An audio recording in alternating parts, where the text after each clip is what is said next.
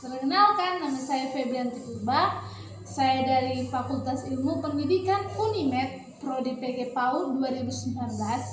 Di sini saya akan menjelaskan peta konsep saya ini mengenai peran guru dalam manajemen pendidikan. Adapun ini tugas dari mata kuliah profesi pendidikan. Yang pertama saya akan menjelaskan tentang apa itu manajemen pendidikan.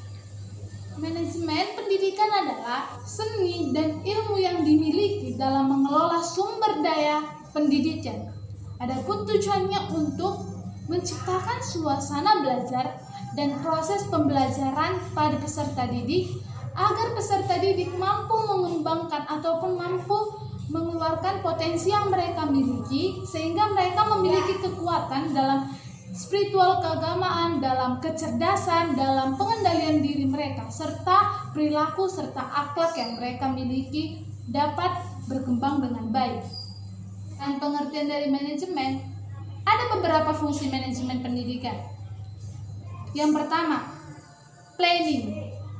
Planning artinya perencanaan, sehingga planning merupakan tindakan memilih, menetapkan segala aktivitas ataupun kegiatan yang dilakukan di masa yang akan datang demi upaya mencapai tujuan dari pendidikan tersebut.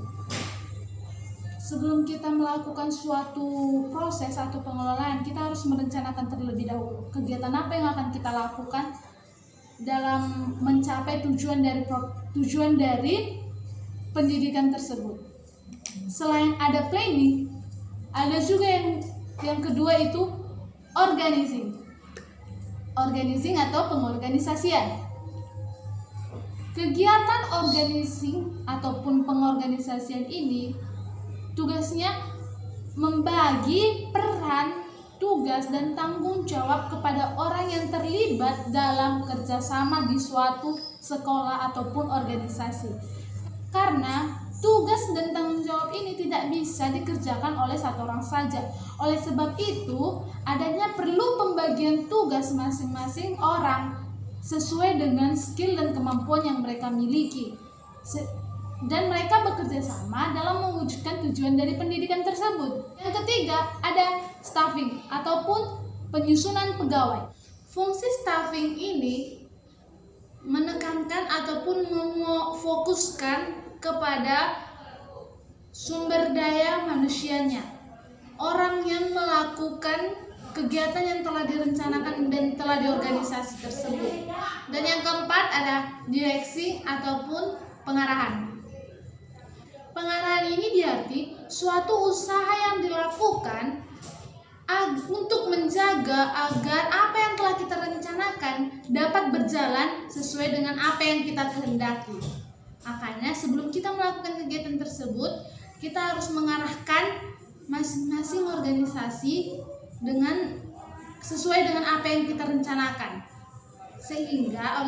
sehingga tujuannya itu lebih mudah dan lebih terarah. Yang kelima, coordinating ataupun koordinasian. Pengkoordinasian dalam suatu organisasi ataupun sekolah dapat dilakukan dengan beberapa cara. Yang pertama, penjelasan singkat ataupun briefing.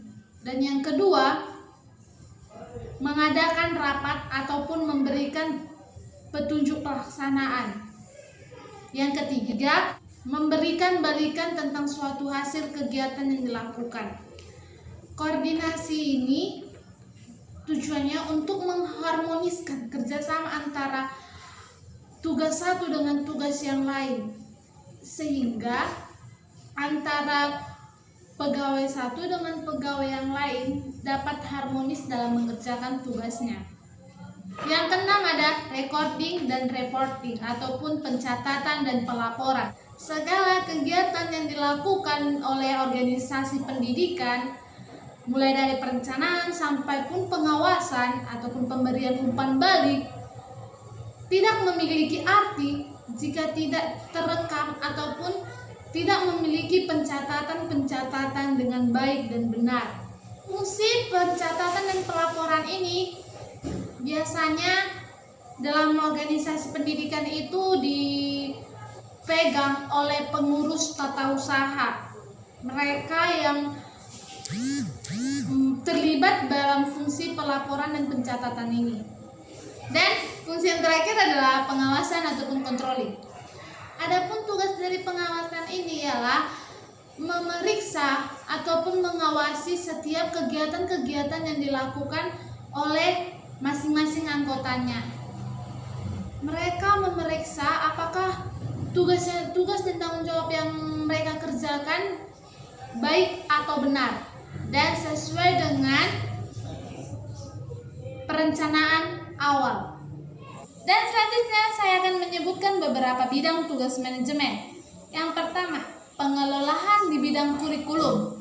Yang kedua, pengelolaan di bidang peserta didik. Yang ketiga, pengelolaan di bidang personalia pendidikan. Yang keempat, pengelolaan di bidang perlengkapan sarana prasarana pendidikan. Dan yang kelima, pengelolaan di bidang keuangan peserta didik.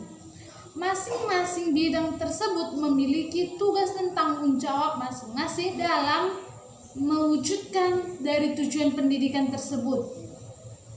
Pembagian masing-masing bidang dan tugas inilah fungsi dan tugas dari pengorganisasian, sehingga setiap bidang-bidang tersebut memiliki tugasnya masing-masing dan pemilihan orangnya pun sesuai dengan skill ataupun kemampuan yang dimiliki masing-masing setiap anggotanya.